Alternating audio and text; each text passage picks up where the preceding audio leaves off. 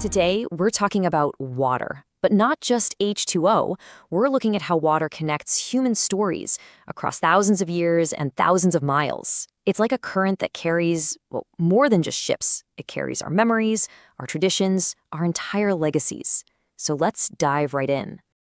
Okay, so let's start with a little bit of a puzzle for you. What in the world connects a 2,000-year-old message scratched into a piece of pottery in Egypt with a fisherman's daily catch in Kashmir today? I mean, think about it. These two things seem like they're from completely different planets, right? Separated by time, geography, culture, everything. But believe it or not, there is this incredibly powerful, flowing connection that ties them together. And here we go. This really gets to the heart of it all. On one side, you see a vessel. Imagine it braving the ancient oceans. And on the other, a simple boat, just gliding across this beautiful, life-giving lake. So what's the answer to our puzzle? Well, it's not a person, it's not some kind of object, it's the one thing they both share. You guessed it, water. All right, first stop on our journey, let's head out onto those ancient oceans. We're about to uncover a story of trade and travel that, honestly, it might just change how you think about the ancient world.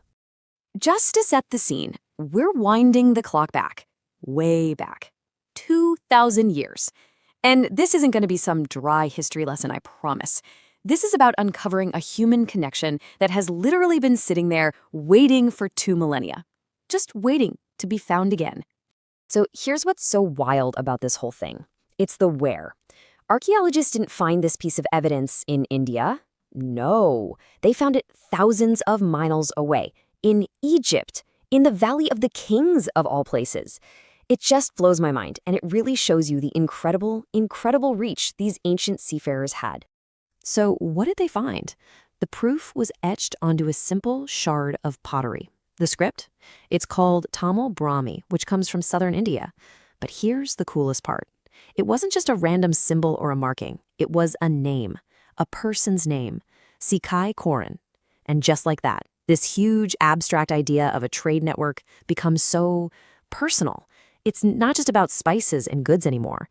It's about a real guy, a real traveler, who left his mark so far from home. I mean, you can't overstate how huge this is. These little fragments, they're monumental. This is the earliest hard proof we have of Indians in Egypt. It confirms these massive sea trading networks that spanned the known world. It tells us that ancient India wasn't isolated at all. It was a true global player, with its culture and its people rippling right across the oceans. Okay, so we've seen water as this ancient superhighway connecting entire empires. Now, let's pivot. We're going to shift our focus to water as something else entirely, a lifeline, something that sustains a community right here, right now. We're going from the global to the local. But you'll see the profound importance of water, that doesn't change one bit. So let's fast forward 2,000 years from that pot shard in Egypt and land in the absolutely breathtaking landscape of Kashmir. Here, the relationship with water isn't some ancient history, it's a daily living thing. It's a legacy that genuinely shapes every single part of life.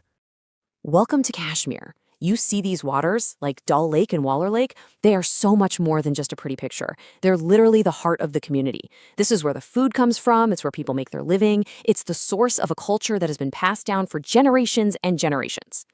And at the center of that culture? Fishing. So the journey of the catch, it starts out there on the lakes, with men in these classic wooden boats. But that's just the beginning. The story continues in the bustling, noisy markets of Srinagar. And this is where women take over. They're the main sellers, the ones who connect that fresh catch from the water directly to people's homes and to the local restaurants. It's this whole complete economy, and it's all built on water.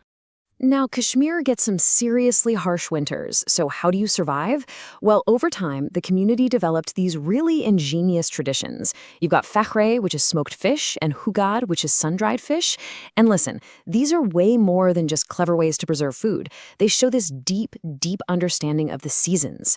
They're survival methods for sure, but they've also become these cherished, delicious parts of their culinary heritage.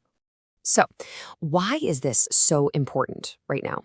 Well, for one, this whole way of life is actually really sustainable. They use traditional methods, they have seasonal bans on fishing to let stocks recover, it provides essential jobs for the whole community, and of course, it keeps this incredibly rich culinary heritage alive. It's a tradition that's not stuck in a museum, it's alive and kicking, and it's all powered by water. Okay, so now it's time to bring these two very different worlds together. We've got this ancient, global network on one hand, and this modern, local ecosystem on the other.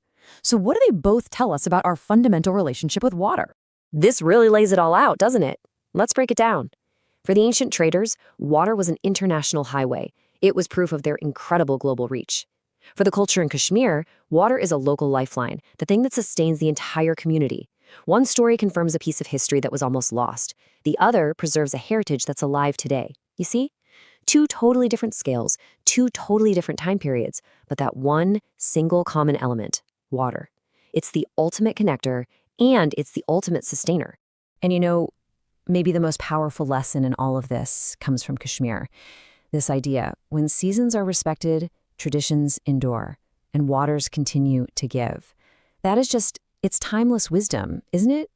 It's just as true for those ancient traders who had to navigate by the seasons as it is for the fishermen on Dal Lake today. It all comes down to a message of balance and respect. Which kind of leaves us with one final thought to chew on. From the huge, vast oceans that carried those early explorers to the local rivers and lakes that feed our own communities, water holds our stories. It really does. So the next time does it carry?